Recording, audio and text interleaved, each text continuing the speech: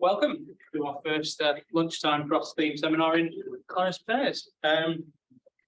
Couple of warnings. There's been a few IT issues in here today. One of which is that microphone up there, that big spaceship, is currently on, which means they're going to pick up quite a lot of sound from the audience. So if you could please keep noise to a minimum, particularly during the presentations and so on, that'd be really helpful. We've got three speakers today. Should introduce myself, Ben Rigby, SPHSU Research Assistant. We've got Jana, Emma, and Emily who are going to give us a range of interesting talks. So we're going to start with Jana. They have about 12 minutes each to give their presentations, and then we'll have time for a few questions for each of them. We'll take questions between the presentations. So Jana is a research fellow at Public Health, is that right? This is where we see if people have updated their profiles, and it's going to talk to us today on the association between meat intake, health, and the environment using data from the UK Biobank. So we're going to just set up the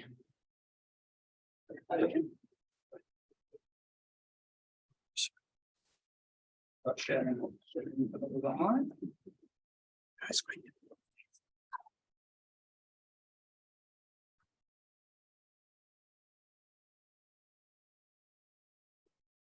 Rona, can you just give me a thumbs up if that's working for you? Yeah, we're good. Okay, it's all yours, yeah.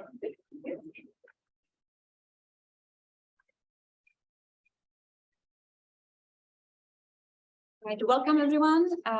Thank you to the organizing committee of the SHW Cross seminars for inviting me to talk.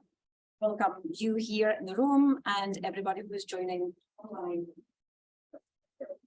Today, I would like to talk to you about the association between meat intake, health, and environment, and how we can use data from UK Biobank to inform positive dietary changes. Just click over. Is this one? Just click on the scroll back over.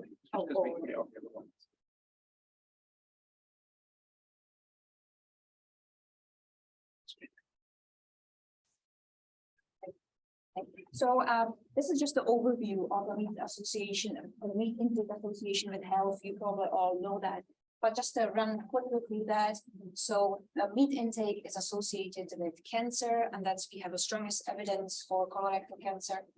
And WHO in 2015 classified processed meats as a definite carcinogen and red meats as probable carcinogens because we don't have solid evidence. But it's also associated with diabetes and kidney disease, ischemic heart disease, and other cardiovascular diseases, metabolic syndrome, obesity-related conditions. And it is the fifth ranked risk factor in dietary factors for attributable deaths in 2019. And you can see that it was due to cardiovascular disease, diabetes, and kidney diseases, and cancers. So because of dietary research, which is inherently difficult, you can't do device controlled trials really easily. The guidelines that we have are not very precise. They are not very precise. And for example, this is an example of WHO dietary guidelines. WHO advises the whole world on diet, and so this is very difficult because meat intake differs in different countries, so it then doesn't feature well in the dietary guidelines. If you look at it, meat only features in connection with other factors such as saturated fat, and we should reduce intake of saturated fat, therefore reduce meat, but there is nothing else. In fact, if you look at dietary guidelines around the world, in the countries that have dietary guidelines, and if you just look at the colors, so the colors are connected with certain score. 1 is very good, and 5 is really bad, it's very vague. So if you take all dietary guidelines that there are around the world, you get the average. Let's see my finger. Anyway, you can see the average if you take all the dietary guidelines, and then if you take all dietary guidelines in Europe, Northern America, and all the different regions, WHO, and then Eat Lancet guidelines that I will mention later, you can see that while for fruit and vegetables, these guidelines are okay. They are quite precise. For red meat and processed meat, they are really bad, really vague. And that includes WHO guidelines. Now, in Scotland and in the UK, we are quite lucky that our guidelines for red meat intake are quite good. And it says that we should not eat more than 70 grams per person per day. Now, because we have good guidelines, and guidelines then translate to educational programs, to policies, to strategies, we can communicate it better than other countries. And as you can see from this publication, red meat consumption in the UK is decreasing slowly, but over the past decades, it is decreasing. Ignore the bottom line, which is fish intake, and the top line, which is white meat intake. Focus in the middle, and you can see that red meat is declining. Now, what can we use UK Biobank for? So we have these guidelines, 70 grams of red meat a day maximum. And UK Biobank, you probably all know, as a cohort of about 500,000 people. It has rich data on health outcomes and all the other things that are in the picture. And it also has dietary data. Recording it now. But UK Biobank has a slight problem about the representativeness of general UK population.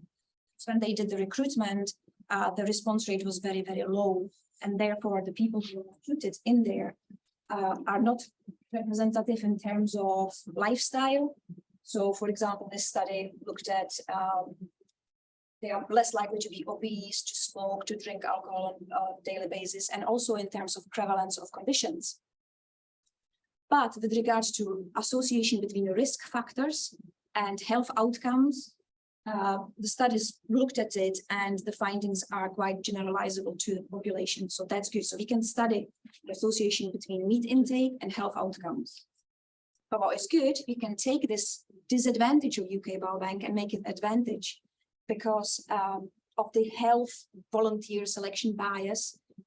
Probably lots of people are paying attention to their health. Their diet is probably better than general population. And we can see if people adhere to the guidelines, what are their health outcomes. So indeed, when I looked at the red meat intake in UK Biobank, the dietary data showed that only 9% of participants exceeded the recommended daily intake of 70 grams a day. About 4% of men and 6% of women. This is when you compare it to the National Dietary and Nutritional Survey from 2019, where 26% of women exceed this recommendation compared with 43% of men in general population. So, what is the association between red meat intake and health outcomes in UK Biobank participants who mostly adhere to the recommended red meat intake? This is another group looked at the association between red meat intake and cancer risk. Look at lots of different cancers, and it's still just the colon and rectal cancer that is coming up as significant. So we looked at it a bit closer.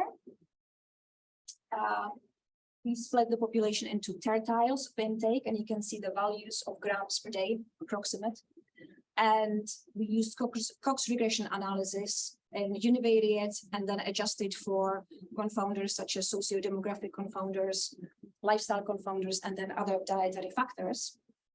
And while in women, there was no evidence of association between red meat intake after adjustment or even before. For men, there was an association at the start for any intake, but this kind of attenuated when it was adjusted for other factors. We then looked at if we split red meat intake into processed meat and unprocessed meat, and you can see again for women, for unprocessed meat, there was initially some association that attenuated after adjustment. But for men, for red meat intake, if you look at the bold numbers, it stayed even after the adjustments. And this is for much lower intakes than the recommended intake of 70 grams a day.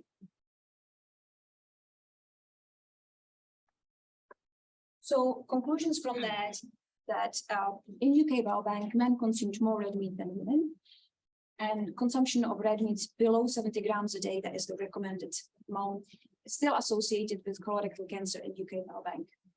And among men in UK Biobank, if you calculate the population attributed fraction, 31% of colorectal cancer cases were attributed to any consumption of unprocessed or processed red meat, and therefore could have been prevented. Dietary guidelines for daily red meat intake should therefore be reviewed and lowered. And this is not just, so this is from the UK Biobank and about health, but it also applies to environment. So if we take all dietary recommended guidelines in the world and average them, or for different regions or WHO or the Eat Lancet, you can see, and this is the target, this is reaching the target or not going over the target. The light blue column are non-communicable diseases, and you can see that if we adhere to any of these guidelines, we will keep non-communicable diseases forward as intended. But for the environmental targets, we are consistently going over, even if we adhere to these guidelines. And no country in the world actually reaches more than 3 of the targets of the guidelines. So we are not reaching the guidelines we have, and the guidelines we have are not good enough for environmental targets.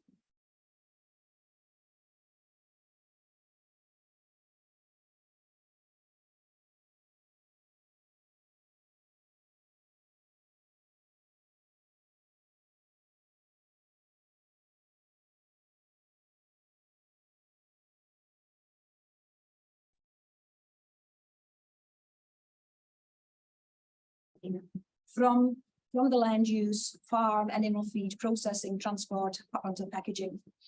And you can replace this graph with land use, fresh water use.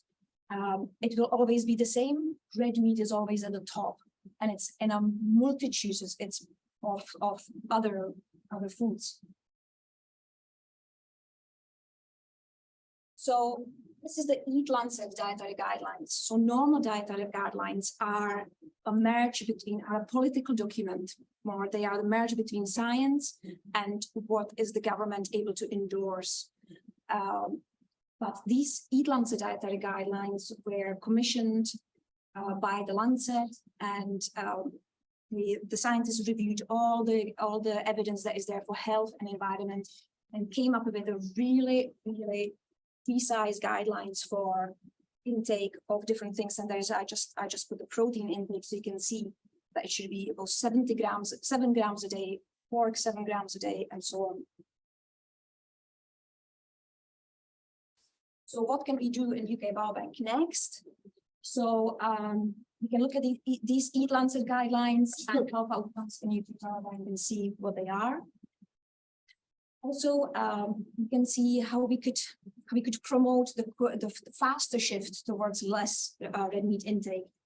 And so we can study the taste preferences and dietary intake. We have data for that, personality traits and dietary intake, because we know that food choice is governed by multiple motives, and sustainability is not the main motive, and nor are health claims. It's taste, food safety, and cost.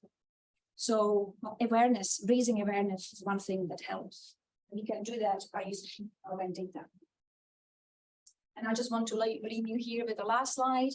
I am putting together a special issue of nutrients, on adherence to health and sustainable diets, challenges and perspectives. So if anyone is working on anything like that, would like to contribute, please contact me, or if any research like that, I would be really happy to speak to you. Thank you. Thank you very much, Jana. I'm just going to stop sharing the screen so that we can see each other. That's the camera. Good show of everybody. Oh, there, of course. And does anybody have any questions? We'll start with questions in the room, and we'll go online. So, any questions? Get us started. Just a quick one. I'm sorry if I missed this. Is that 70 grams cooked or on? 70 grams cooked. To the back. If we haven't already, when do we expect to see changes in the cancer? I think in there is an absolute decrease already in colorectal cancer in UK. It is still one of the highest. In Scotland is the second highest, and in the UK is the third highest, I think. But it is governed by other things such as better detection, screening, and so on. So that's what's kind of compensating at the moment. Any more questions? Yes. I just wondered a bit about politics on this, and so scientists have been called to use the new constellation for a long time. And we know there's been often stemming from manufacturers, especially meetings. I was wondering if you had thoughts on how that may I think the best one is consumer demand. So as consumers are aware of these health issues and environment, they are seeking alternative meat products, and the market is growing. Because the market has grown a lot. The evaluation of the healthiness of these products is kind of like we need to catch up with that. But it is the easiest thing seem to be for the consumer who doesn't want to switch to being a vegetarian or vegan, is to replace the meat that they are using with either white meat or meat alternatives, because they can still use the same cooking skills, the same recipes, and just replace it with that. And that's kind of, and we can see that the market is growing. So consumer push on the market will then hopefully lead to a change. Very much. Been asked to relay the questions because they're not hearing very well. So if there's any more questions in future, I'll relay them, or the speaker could give a quick précis back. Are there any questions online, Rona, before we move on, or potentially take one more in the room? No. I do not see any hands up, and I have no questions in the chat. So, any more questions from anybody in the room? One really quick one, if I may. My chair's prerogative. I was looking at the 70 grams a day. And then I was thinking about my background, sports science. So we're often told to take a certain percentage of protein, and people might want to pack it in through meat. Is it possible to look at that data set and see associations with physical activity as well, like build that into you? Yes. I'm not really on Yeah. stats, but just to see if there's a difference between the colorectal, because physical activities are preventive. Yes. So, Yes. So if I remember correctly, this was adjusted for physical activity.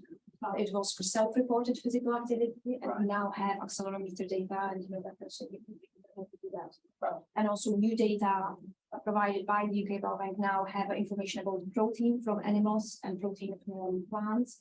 We have a look at that as well. Brilliant. Thank you very much. Big round of applause again for Jana and okay. Emily, I think you're on. Version here. Is that what it's? Yeah.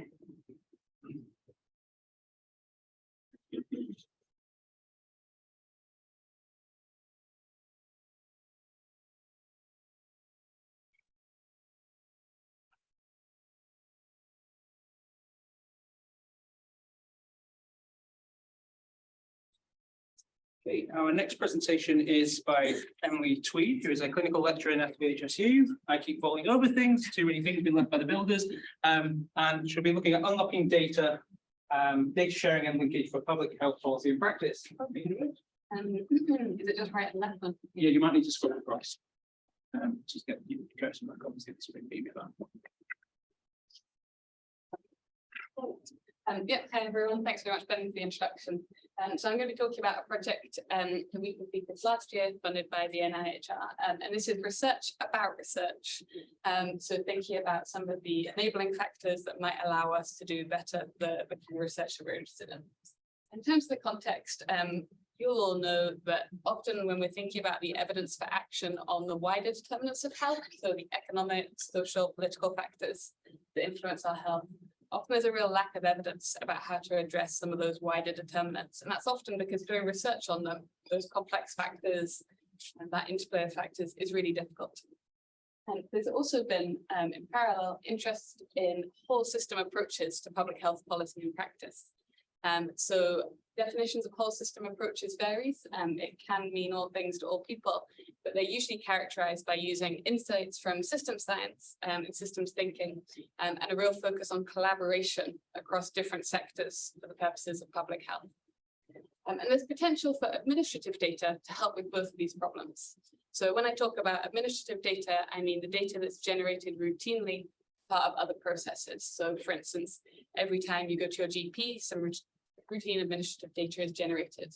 But data like that is also generated in other sectors. So every time a child goes to school and is recorded on the attendance census, or every time we interact with the benefit system. And I like this idea that administrative data is the data exhaust. It's a byproduct of all these other processes in society. And by harnessing those forms of administrative data, particularly from outside the healthcare system, it might help us address that evidence gap in terms of those wider determinants of health, to help inform healthy public policy and practice.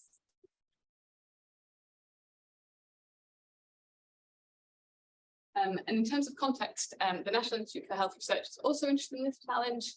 They posed this broad question to their funding pool of how routinely collected administrative data could support decision-making in local authorities and other relevant agencies, acknowledging that our system is a little bit different in Scotland and the rest of the UK, to improve health and reduce inequalities in health. And a number of us got together and applied for this call, partly because we have been trying to do this and we found it so difficult. And so this was a nice opportunity for us to try and do some research about the problems that we were having as we were trying to work in this area. So in terms of the current landscape, although actually this slide is now maybe about a year out of date, in terms of this policy area, there's been huge changes in the use of data and evidence, and particularly administrative data associated with the pandemic. Scotland has committed to this whole approach to public health for a number of years now. And there's a number of proposals in the process around things like a local government data platform that might help support administrative data in local authorities. There's proposals for data protection reform, and the Scottish Government has recently issued their refresh of the digital health and care strategy. There's a lot happening in this space. So what we wanted to do was make sure that our project was aligned with those current developments. Think about where the scope was for efficiencies within current processes that are quite complex and time-consuming, but really bring those questions back to the fundamental one of what kinds of evidence are needed for decision-making, particularly given that context of Scotland's efforts to take this whole system approach in terms of collaboration between different agencies, and thinking about whether our data linkage and sharing systems are set up to provide what's needed. So the aim of our study was to work collaboratively with stakeholders to identify practical ways that secondary data sharing and linkage across sectors can be used to best effect to improve health and reduce inequalities. And our stakeholders were people who were working in public health practice, who are working in policy sectors relevant to public health, and were using evidence and data in their work. We also included some staff who work in information governance and research infrastructure, and a number of public representatives. So we tried to take a systems-informed approach in this study, and for us what that meant was we were interested in the big picture rather than narrowing down on a particular element of it, and we were interested in the connections between different aspects. We tried to look at the issue from diverse perspectives, so brought a lot of different stakeholders around the table, and we also used some of the systems thinking tools like Kumu to try and create a visual map of exploring some of the complexity of how evidence is used and how data sharing and linkage takes place. Just a quick word about scope. We focused on the use of data from and within the public sector and the third sector. Obviously, there's a huge topic area, which is sharing of data with and from the private sector. But just to keep the scope manageable within what was a 10-month project, we focused just on public and third sector. And we focused just on the use of data for research, intelligence, and evaluation. So one step removed from, for instance, direct patient care or that service interface. So in terms of what we did, we held 3 online workshops, 1, 2, and 3 that you can see here, and they were informed by a scoping review of the existing literature and 3 case studies. And then we undertook some further engagement after our final workshop to test our recommendations with a broader range of stakeholders. So our scoping review, what we wanted to do here is bring in that wider evidence about actually how data is used and evidence is used in practice by decision makers. And this is a bit of a gap because although there's been quite a lot of research about data sharing and linkage in the past, it's really focused on healthcare data rather than those broader forms of data that might tell us about the wider determinants of health. It's also really focused on the perspectives either of researchers, usually whining about how difficult it is, or on the public. And very little has been done in terms of understanding the perspectives of decision makers who might use evidence in their work. So this is one of the reasons we wanted to use this information from the scoping review and feed that into our workshops with stakeholders. So we looked at what existing systematic reviews say about how evidence is used in a general sense in public health policy and practice. And then we looked at some primary literature about barriers and facilitators to specifically the use of secondary data. So I'm using secondary data here and administrative data a little bit interchangeably. We also included 3 case studies, which provided material for discussion at the workshops. I won't say a huge amount about these, but actually some of them are projects which a lot of people in this room are familiar with. One is the Children's Health and Care in Scotland study, led by Denise and Miriam, who are colleagues at the SPHSU, which linked education and local authority care data about the health of care experienced children. The second study was a study that I was involved in, looking at co-occurring experiences of homelessness, justice, drug use and psychosis, linking data from all those different sectors. And then the final one was a study looking at social care, which brought together data on social care and hospitalizations, particularly to look at multimorbidity and unscheduled healthcare among people receiving community social care, led by David Henderson, who's now at the University of Edinburgh. So our 3 workshops, we held 3 workshops. The attendees had pre-session activities and in-session activities, both as individuals and as a group. So we started off by thinking about those wider decision-making processes and how evidence and data fed into those. Then as a group, the stakeholders tried to identify some transferable lessons from those case studies, scoping reviews, and linking that back into what they experienced in their work about decision-making processes. And the final workshop was a brainstorming and refining of recommendations about what should be done about it. And the recommendations that I'll present later come from that session. So I'll wrap through this a little bit. In terms of our participants, we had a bit of a spread from these different settings where healthy public policy and practice takes place. Engagement was limited because this was summer 2021, so actually a lot of public sector organisations were really still in the midst of coping with COVID. And just very briefly, as well as the workshops, we've subsequently engaged with a number of other stakeholders just to sense check our recommendations before we finalise them, who are illustrated here.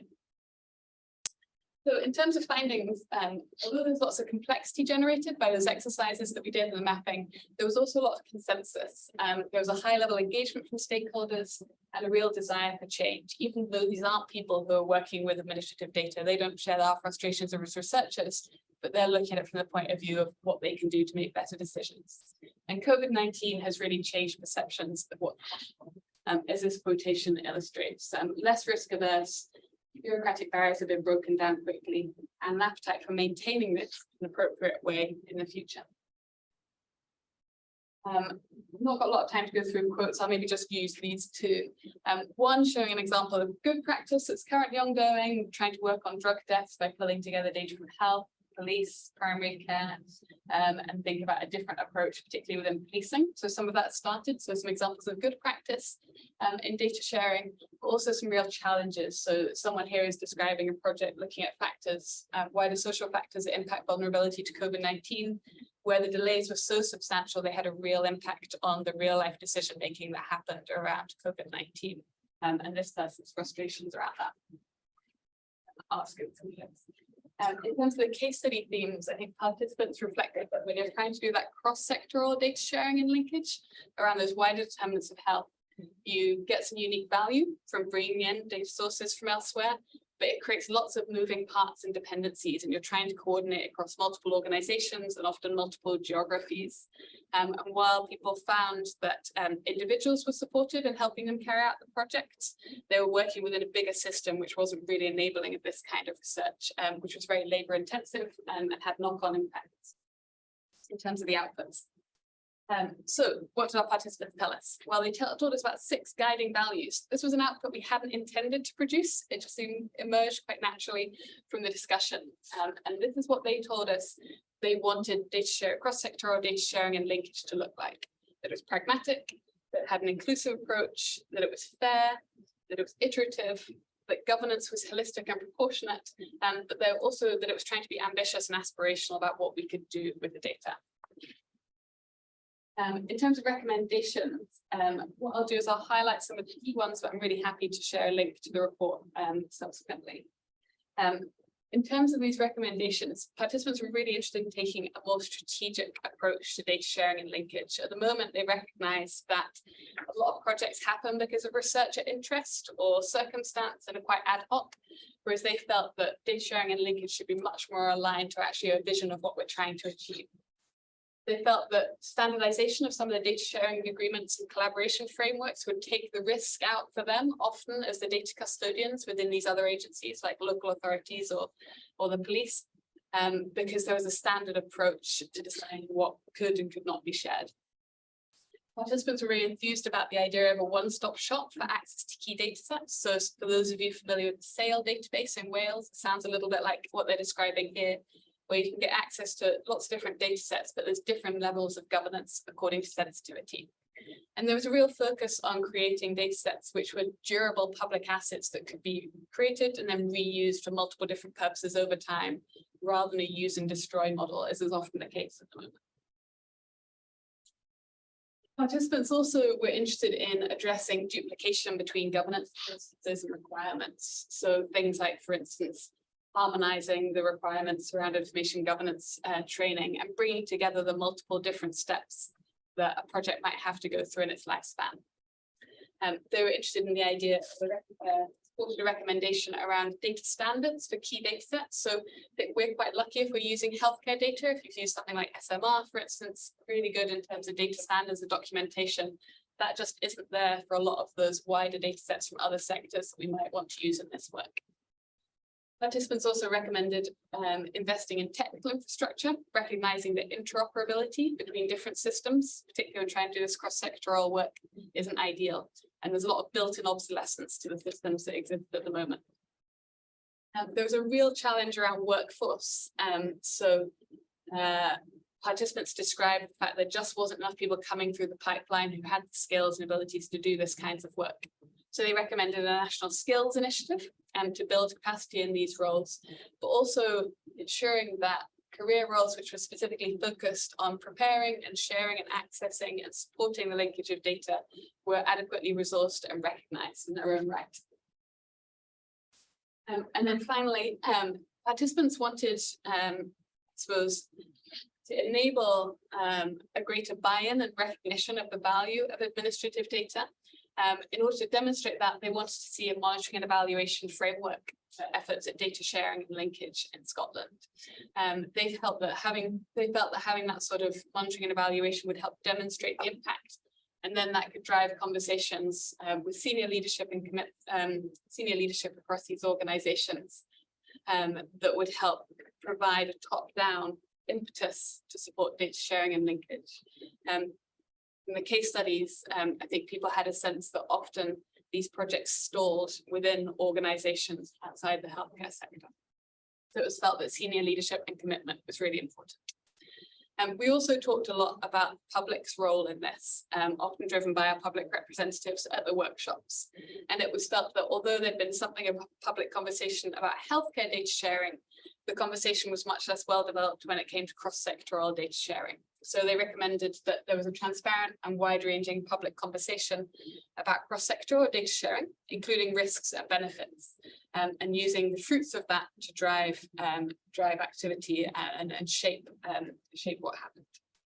And similarly, there was a sense that actually public involvement in when data sets are being designed or used, particularly around what population health metrics are derived and what projects look like, would be really valuable in terms of bringing that conversation into specific projects. So those are our recommendations. They went to NIHR at the end of the project and were fed into the Department of Health and Social Care. And we've also used them within the unit to inform our response to a number of consultations, in particular the Digital Health and Care Strategy at Scottish Government. And we're just in the process of finalising a paper for submission as well. We've had some conversations with relevant organisations like Administrative Data Research Scotland and Public Health Scotland, but we're also really keen to keep that conversation going. So if anyone has any suggestions about dissemination and engagement around these recommendations, we're really open to that. So please let me know. And I just want to finish up by acknowledging our funders, Public Health Research Programme for the NIHR, all of our workshop participants who took a lot of time out to participate for us.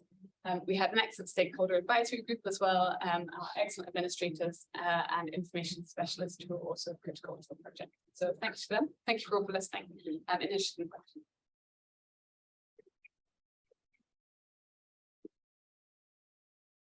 Thank you very much, Emily. I think we have time for a question or two. Anybody have any questions? I have a question, if that's allowed, if I'm not interrupting anyone. Yes, I think we'll go online and then we'll come back to the audience here. Yeah. Sorry. Yes, so I was wondering if you'd spoken to HDR UK at all, because they've been very interested in coordinating and harmonizing data and data standards for health data, but they're also looking into whether or not that can be extended to other administrative data sets, and they might be able to help with dissemination. I'm actually not sure where the camera is, so sorry, Rhoda. Hi, Rhoda.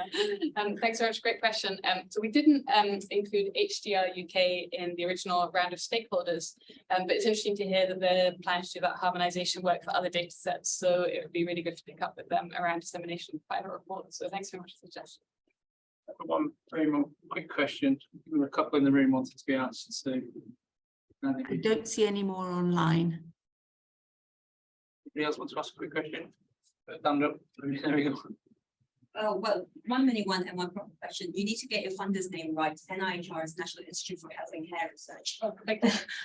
The question is about data sets. You talk about administrative data sets as like almost like homogeneous thing, but they are very different. And I wonder whether you had the opportunity to explore people's perceived risk of different types of data. Yeah, that's really interesting. Thanks. And apologies for getting the company. In terms of the different types of data sets, that was something we talked about a little bit. Certainly went into this and briefed participants about the fact that we weren't being data evangelists. We wanted to acknowledge risks as well as benefits and unintended consequences. There was a sense that came through, I think, in some of the recommendations around differing levels of governance, the different levels of sensitivity. But I suppose it wasn't something that went into a huge amount of detail. What were you thinking about in particular in terms of differences within data sets that might require different I just have this naive assumption that people will place different values on different levels of risk. So, you talk about police data, health data, education data. I suspect people may have different preferences in terms of what they think should be publicly generally accessible and those that are not. Yeah, I think you're absolutely right. And I think actually there's another maybe evidence gap there that's more around public perception. So we were speaking to decision makers and evidence users, but in terms of the evidence around public perceptions of data, it's also very focused on healthcare data, and there's not very much about that wider data sharing. In my own work, I've become aware that there's a very limited evidence around the attitudes, for instance, of people who are involved in the homelessness system or the justice system on the sharing of those data sets. When I've done public engagement, people are actually often surprisingly positive about that for research purposes. We often assume that we're doing it already for service purposes, but there are important caveats. So people are often concerned about sharing police data, or for instance, another one that comes up a lot is around sharing of data in relation to drug use, particularly around issues of child protection. And so I think there are sensitivities for specific data sets, and I think there's a need to explore that with more detailed public engagement, or rather qualitative work with the public about their attitudes, because so much of the evidence so far has been about public attitudes to healthcare data. and not to those other sectors or to linkage between them. So I think you've identified another evidence gap that would be good to look into. Thank you very much, and we'll leave it there, and we'll have our final speakers. Thank you very much,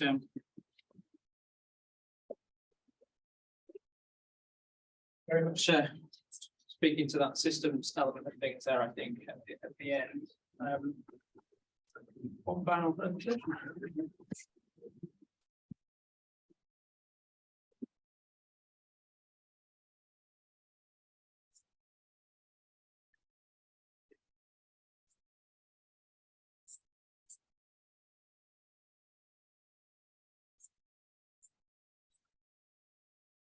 Very much. Thanks, Ben, for all your organisation, and yeah, thanks for inviting me today. It's a really good opportunity for me to talk about the economic impacts of our global health group. So some of you may have attended the seminar last year where we talked about the full study results, and today's talk is really just honing in a little bit on the economic results. And luckily I've got Manuela and Eleanor here to keep me straight if I'm off. So this is talking today about the results of our global health group on estimating the prevalence, quality of life, economic and societal impacts of arthritis in Tanzania. This is a study that started in 2018 and we finished up last year. So it was led by Glasgow with a number of different colleges, both background geography and various other partners, including the main partner here, Kilimanjaro Clinical Research Institute in Tanzania. So I'm thinking we've probably got our, I think our logo's out of date as well, Olivia, apologies. Yeah, so we have a huge number of people to thank for this, Kilimanjaro Clinical Research Centre, Professor Blandina Mbaga, who's my co-director over in Tanzania, and various other Meru's involved now as well, University of Bristol, so on. Okay, so our research questions were, what is the prevalence, nature and causes, joint pain, arthritis and the associated comorbidity in the patient population at a regional referral hospital in Kilimanjaro? What is the community level prevalence, economic and quality of life impacts of the main forms of arthritis? We talk about arthritis, but actually what we should really be talking about is musculoskeletal conditions, which sort of transpired later on. Importantly, how is arthritis understood by community members, healthcare professionals and patients in Tanzania? What are people's experiences of living with joint pain and arthritis? And for the economists, we started out with, our question was, what instruments are best suited to measuring joint pain and valuing quality of life and productivity impacts and healthcare resource use in Tanzania? And can those instruments be administered within a household survey? So this is our research is incredibly mixed methods, and we've discovered that really was the secret to achieving success within this particular research space we were in. And what I'm going to talk about today is really the economic quality of life impacts of the main forms of arthritis in Tanzania. Okay. So quite a few people have said, so you're leading this global health group in Tanzania. Why is the health economics so important? So it's always good to kind of clarify that at the start. So we discovered that the disability burden was significant for musculoskeletal diseases and a really under-researched area, particularly in global health. So globally, musculoskeletal conditions is the second most common cause of disability burden using DALYs. And in fact, rheumatoid arthritis is one of the most common types of inflammatory MSK. Of that disability burden, rheumatoid arthritis is a significant component. And we also established that quality of life of rheumatoid arthritis patients and other more general musculoskeletal conditions is typically lower than that of other NCD patients. We felt quite strongly about the need to go beyond clinical measures and consider the broader impact of musculoskeletal conditions. So we talk a lot about the societal perspective and the importance of indirect costs. And what we've seen, and what I've seen for a number of years doing research in this area, is that we all tend to focus on the direct costs, but actually that particularly in something like musculoskeletal conditions, is really just the tip of the iceberg. And unless we measure all of those important indirect cost productivity impacts, we're really not revealing the true picture of the impact of these diseases. We're also really interested in looking at preference-based quality of life in this group, and as I said, indirect costs. And going forward in this global health space, we needed to understand, when we implement and carry out evaluation, we needed to understand cost effectiveness, and we've got a long way to go in this space, but we wanted to start the process. And obviously the long-term goal of universal provision of healthcare was complete lack of research really on the economics in musculoskeletal and also general clinical and prevalence information. So we found a real evidence gap, and our research group tried to dip into that a little bit. So these were our research questions. We'll go through the detail. Quality of life. We started out looking at capability of wellbeing, but for reasons which we won't talk about today, we decided we stopped that study because it was not going to be culturally relevant. But we're really interested in the productivity and income impacts of arthritis, health-seeking patterns, health-related expenditure. There was a sub-study, one of our PhD studies, did a cost of rheumatoid arthritis study, and also we were really interested in one establishing whether musculoskeletal conditions and rheumatoid arthritis were predictors of catastrophic expenditures. So a lot to get through. You can see lots of different categories there. So we had a tiered approach, which I'll go through in a minute, a short and long version of the health economics questionnaire, a very broad set of resource use data collected on healthcare, out-of-pocket expenditure, absenteeism, presenteeism, work productivity, and so on. Our view was, going to the study, if we can add some numbers and show the economic impact to the clinical impact, our view was that the policymakers and the stakeholders would listen more attentively when you start putting numbers around some of this clinical burden. And that's certainly what we found towards the end. So a number of different unit cost sources available to us, WHO, National Health Insurance Fund, and so hopefully we won't have too many technical questions, but luckily Manuel is in the room to help me if we want to ask about two-part models. Yes, and importantly, catastrophic expenditure. So this is quite a complex slide. I won't stay on it for too long, but importantly, we had three-tiered screening, clinical screening, using the GALS and REMS, which is, the GALS is quite a broad-ranging gait arms, legs, spine screening tool, which picks up people with general joint problems. And then once they've tested positive for that, we then move them on to a REMS, which is regional examination of the musculoskeletal system, moving into blood tests and ultrasound for potential rheumatoid arthritis.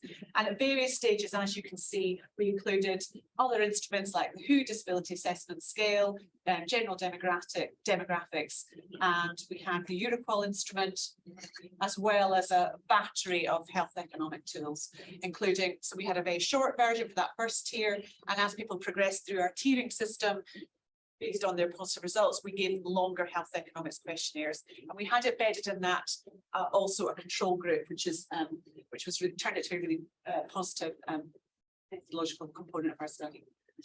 Okay, so moving on, so we have a bit of that. So I won't say too long in this, but we're interested in direct medical costs and indirect costs, really important, lots of productivity.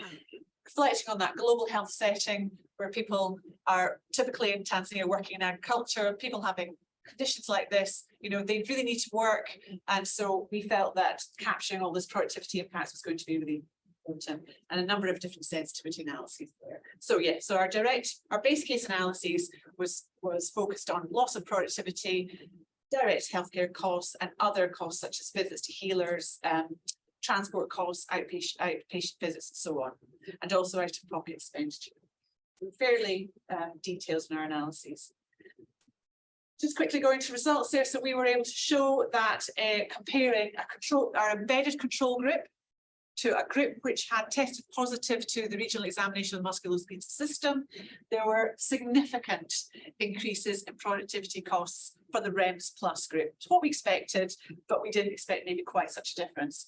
We also had the same result in healthcare expenditure, very similar in out-of-pocket expenses, but we can see there the total cost impact in the REMS plus group, you know, more than double that of the control group. Now, it might be obvious, but the fact that we've been able to quantify it alongside the clinical burden was really important for our stakeholders. Developing country, people need to be economically active. Diseases like this are holding people back from working, then we need to provide that information. So, and we did some sensitivity analysis, which you don't really have time to go into. But our results with so when it comes to catastrophic expenditure. So not only did we show that people with arthritis and joint pain have a lower income on average and are more likely to incur higher costs, we showed that people with arthritis and joint pain spend on average more than 10% of their total income on healthcare. Now, the WHO says that this level of expenditure is catastrophic, which means that this group of people suffer undue financial hardship. We found that about 1 in 10 of the controls incurred catastrophic expenditure, but around 1 in 5 of those with musculoskeletal conditions incurred catastrophic expenditure. I don't have much time to go through quality of life, but anyway, we used Eurocall, we used the Ugandan value set, for those of you who are familiar with it, and our findings showed that, for those of you who are not familiar, they're the attributes of the Eurocall generic quality of life instrument. We showed that our group had a major reduction in quality of life of around 25%. So those people with arthritis and joint pain really were suffering significant quality of life impacts, with the attribute pain and discomfort being a major contributor to that. Now, I've worked in trials for a number of years, far too long, and I don't think I've ever seen a reduction. Now, this is not a clinical trial, by the way, but I don't think I've ever seen a reduction in quality of life or in any way in that scale. So just very briefly going through the mobilities, I won't have time to go through all of it in 2 minutes, but I just wanted to flag that we had really extensive qualitative work alongside our quantitative study. So you'll see there some of the quotes alongside some of the work that was done on the qualitative work with the Eurocall. So general population here as a control group, you can see the majority are reporting no problems on this scale, but you can see the minute we go into that MSK, that arthritis group, they're coming off that top level and they're starting to report slight problems, moderate problems, and a few in that extreme problem area. So that's mobility, self-care, very sort of similar pattern. And again, the qualitative quotes there, just to add to the story really. Usual activities, pain and discomfort was our driving attribute for this in this particular study. People with musculoskeletal suffer tremendous pain, and you'll see in this distribution there that a lot of people in the slight problems, but also a good spread of people across the severe up to extreme, which is quite unusual in our Eurocall. And anxiety, depression, so again, similar, but we didn't have any quotes on this because of the cultural stigma around talking about depression. So this is also very interesting.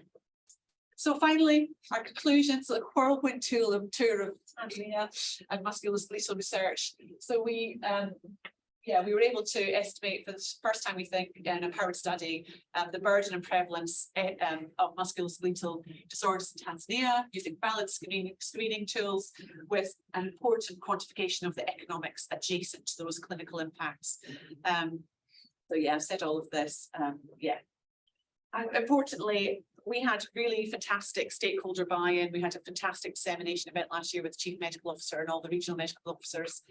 They've really bought into this. We developed a policy brief and we've got a dissemination report which has hopefully documented our equitable partnership in this setting.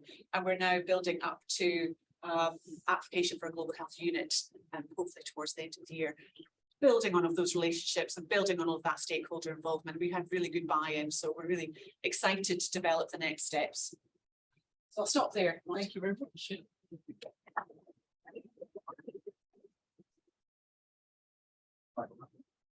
Thank you very much, Emma, and thank you for listening through that so that we can finish on time. Does anybody have any questions? Peter.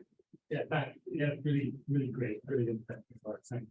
So we've got a whole project in Malawi, but rather than chronic musculoskeletal injuries with people that have an open fracture of the tibia, sticking out, and some really interesting parallels. One thing, what we found is this interaction with aids to people, not with quality of aid, quality of life, and economic impact, and if they experience an injury and mobility, and also if they have other injuries, such as HIV or diabetes, so taking all together. So that was one part I don't see the same with chronic.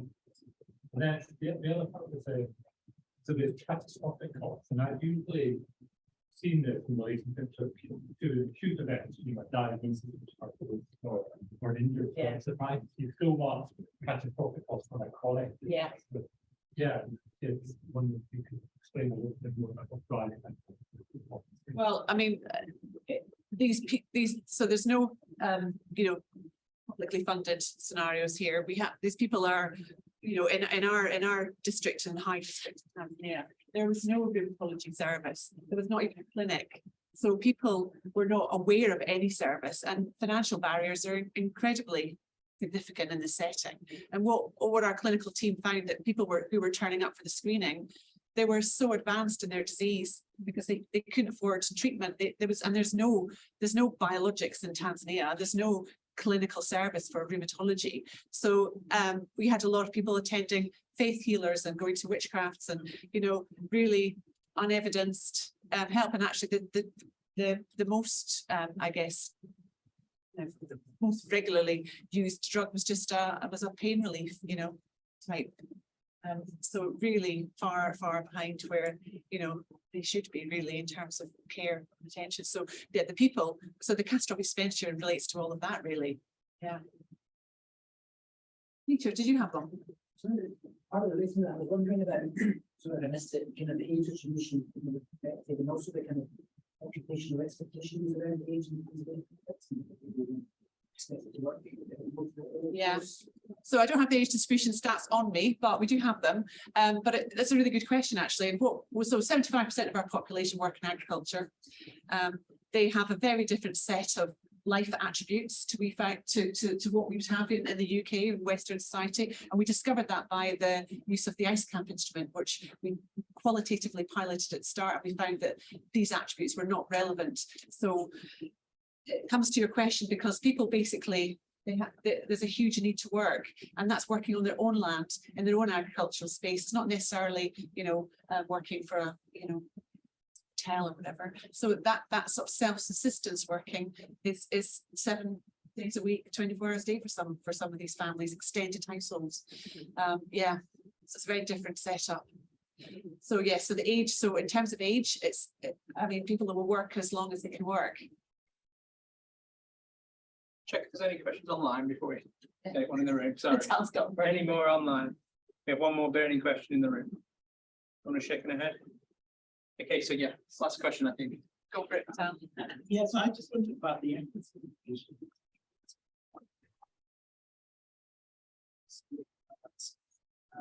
In particular, men perspective, the monkeys, but that's not gender. Yes, absolutely. So it was built in from the very start, Vital, absolutely. So the equity was a really important part of us, getting this grant. We were tapping into the equity and gender. So females are 3 times more likely to develop musculoskeletal conditions compared to males. So it was embedded right at the start.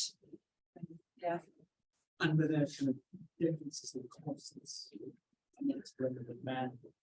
So the costs were analysed more at household level. So we could go into that granularity if we wanted to. I don't know, Eleanor, do you want to say anything about that specific question? I think some of the questions on the wealth quintile were less well answered. So, there was the same piece, not kind of broken. I think it was quite a poor area generically, so I've not actually looked at the wealth quintiles because there was quite a lot of missing data. And I think we've learned from future ways that there's, we can ask the question differently in future. There's a socio-economic ladder, for instance, we use that in Tanzania before, rather than asking all the different types of things that you would. So I think there's maybe a better way to get data, and we're sort of learning that. But I know it doesn't say that we can't, but I just thought multiply and putting the amount of missing data we've got. I was pushing it a bit far.